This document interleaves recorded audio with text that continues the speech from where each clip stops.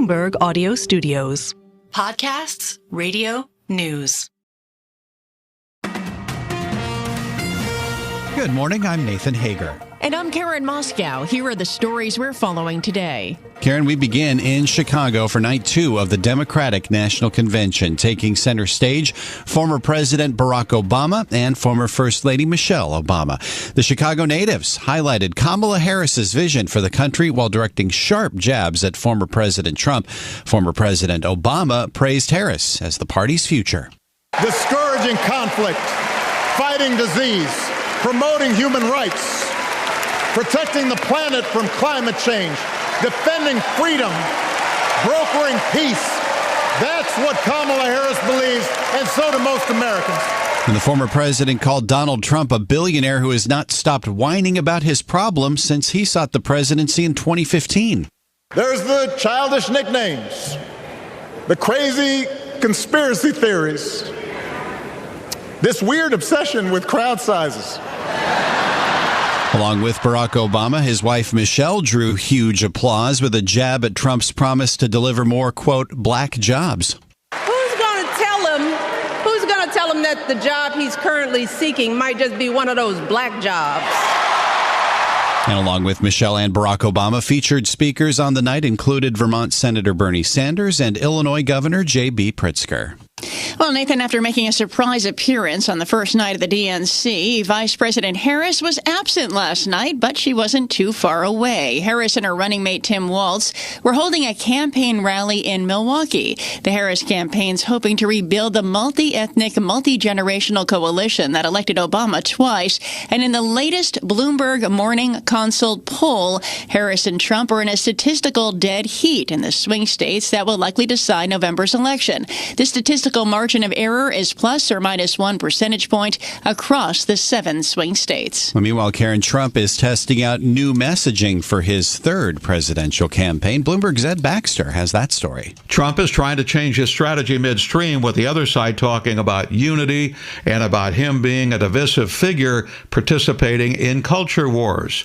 So he is now saying he is not radical. Quote, "I'm just a common sense person that has been successful." Common sense. He's been in Michigan talking that regarding law enforcement. This is a very dangerous time that we're in.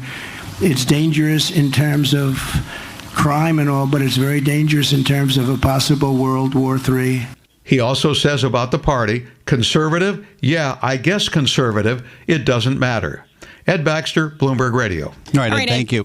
And as the nation gets to know Trump's running mate, J.D. Vance, along with Harris's running mate, Tim Walz, the Ohio senator is off to a rockier start. A new poll from the Associated Press and NRC Center for Public Affairs Research shows about 1/3 of American adults have a favorable view of Walz.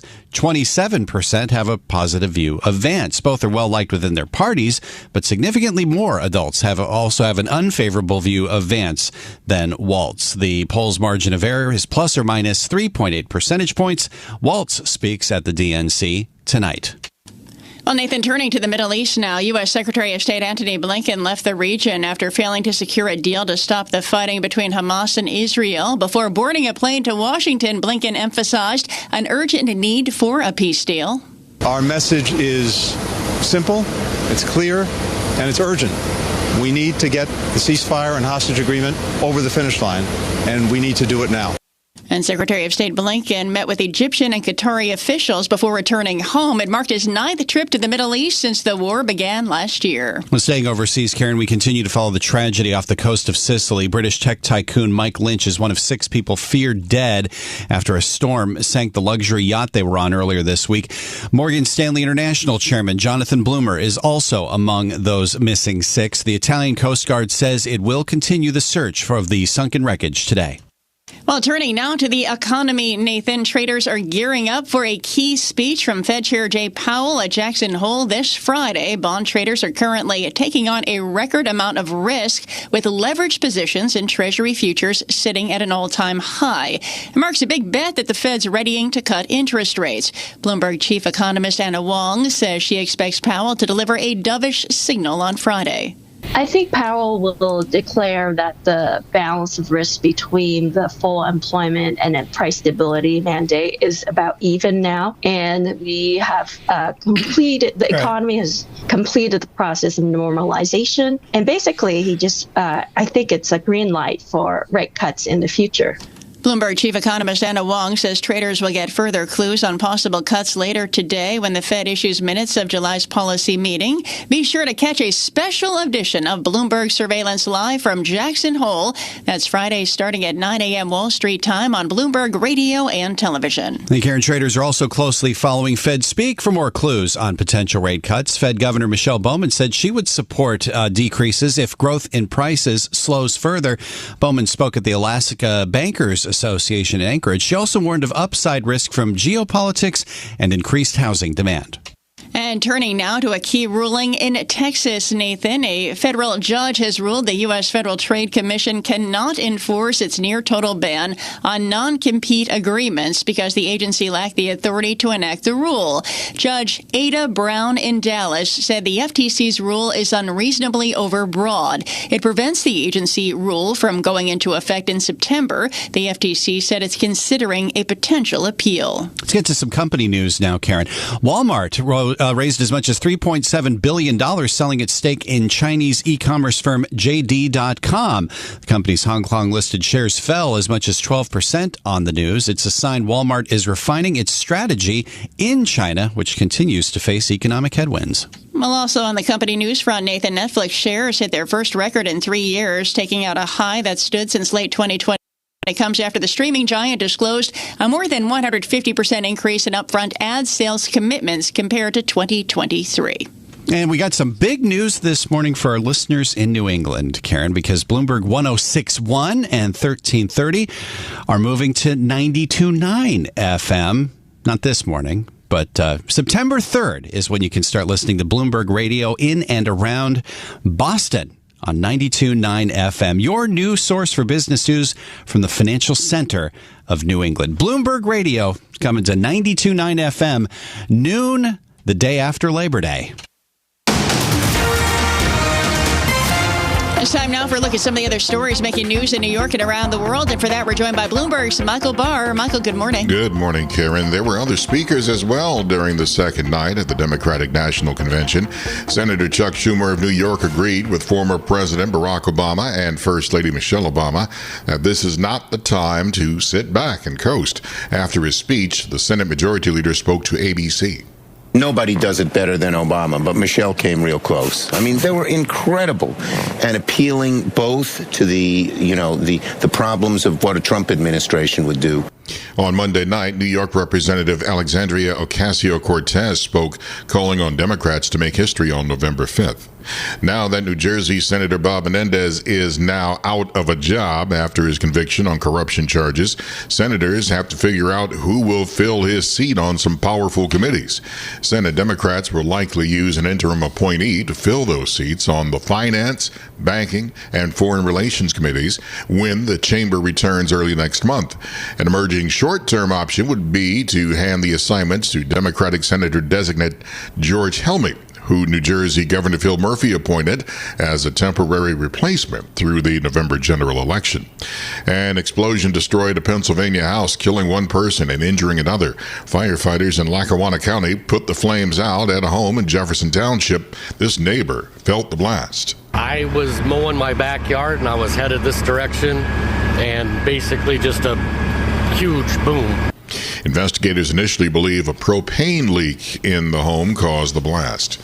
An independent commission released its report on the serial shooting in Lewiston, Maine last October, which killed 18 people and injured 13 others.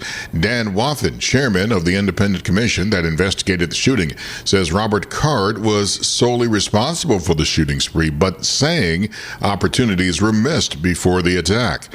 Wathen says the Army Reservist superiors failed to share information with the local sheriff's office about Card's threatening and aggressive behavior and his collection of guns. The Army Reserve neglected to share all the information relating to Card's threatening behavior with the sheriff's office, and discounted some of the evidence about the threat he posed. Global news 24 hours a day and whenever you want it with Bloomberg News Now. I'm Michael Barr, and this is Bloomberg, Karen. All right, Michael Barr, thank you.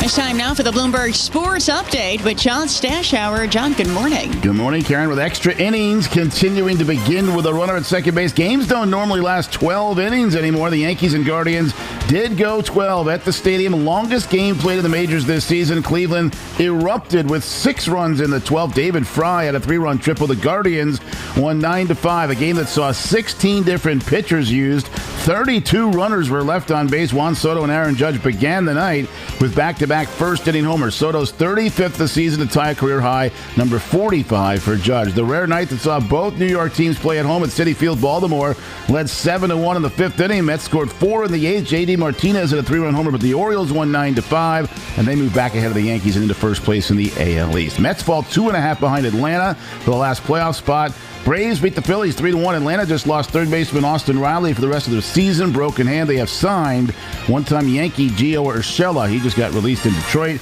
Red Sox released the ex-Met Dom Smith. The Sox won 6-5 in Houston. Jarren Duran 4 hits, including the go-ahead home run, 8th inning. Jets and Giants, of course, share a stadium. They'll play a preseason game there on Saturday. Today, a joint practice between the two New York teams. Here's Aaron Rodgers. I'm excited to see Malik, see what he's all about. A good opportunity for him going against some, our premier corners. And anytime you get teams together, it's always interesting. You see how it shakes out as far as, personalities and pushing and shoving. And there's the fear of somebody throwing a punch. And Rodgers was referring to the Giants. Rookie wideout Malik Neighbors. U.S. Open starts Monday. Yannick Sinner is the men's top seed. He tested positive for steroids this past spring, but it's been ruled that it was in his system unintentionally. Sinner will be allowed to play the Open. John Stashower, Bloomberg Sports. Coast to coast on Bloomberg Radio, nationwide on Sirius XM, and around the world on Bloomberg.com and the Bloomberg Business app. This is Bloomberg Daybreak. Good morning. I'm Nathan Hager. Night 2 of the Democratic National Convention saw Barack and Michelle Obama energize the crowd in Chicago with a rousing endorsement of Kamala Harris and a warning about Donald Trump. We do not need 4 more years of bluster and bumbling and chaos. We have seen that movie before, and we all know that the sequel is usually worse. For more this morning, we are joined by Lindsay Newman, geopolitical risk expert and columnist for G0 Media. Lindsay, good morning. We heard the Obamas sort of try to recapture that energy from 2008. Can Kamala Harris carry that forward? Good morning. Morning, Nathan. Thanks for having me on. This week's Democratic National Convention, as you say, represents a big test. And it's fair to say that Democrats have seen a massive reversal in fortune over the last month. By most accounts, just about a month ago, 6 weeks ago, Donald Trump was slow walking to that sequel in November that we heard at the start here. And now the storyline has totally changed. I've heard people reflect on what's going on the ground in the DNC as Democrats having faced a near-death experience. Harris now head-to-head with Donald Trump. And of course, last night's theme around a bold vision for America, as you say, was headlined by the Obamas, who really wrapped Harris in this brand of hope that was so powerful when Obama ran for president in 2008 the first time. And Harris's campaign has to be thrilled with how well the Obamas told it last night. They contextualized her, this moment, they embraced Harris's candidacy, saying that Harris is here for you. Michelle Obama said the narrative is about her story is your story. And so that was this was a big moment for the campaign last night. I want to bring in a little bit more of what the former First Lady had to say as well. Her warnings about the potential impact of former President Trump on this race. Let's listen to that. If they lie about her, and they will, we've got to do something. If we see a bad poll, and we got to put down that phone and do something. Till now, there'd been some downplaying of the idea of a threat to democracy that former President Trump poses, at least as the Democrats see it. What did you make of the message from Kamala Harris from Michelle Obama last night? Well, one of the big storylines that Michelle Obama clearly transmitted was that time is short. Barack Obama said there's a job to do. It's only 11 weeks. Michelle said, don't mind the foolishness. If somebody hasn't called you up and said register to vote and get out to vote, it's time to do the work, to do something.